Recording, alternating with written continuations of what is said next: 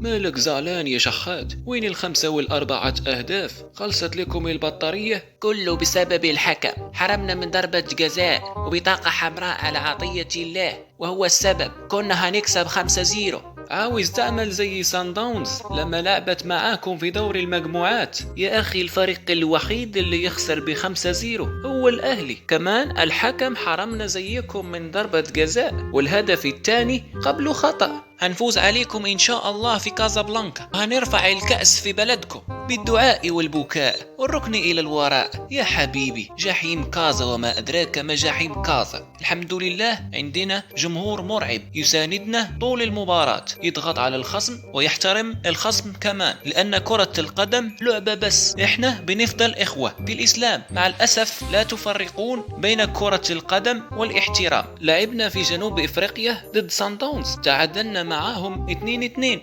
وتأهلنا على ملعبهم، وما شفناش منهم المعاملة السيئة اللي عملتوها طول المسابقة، سواء معانا أو مع الرجاء أو الهلال السوداني. الشوالي مش تونسي، ده عصام الشوالي مغربي. طول المباراة هو يشجع الوداد ويمدحها.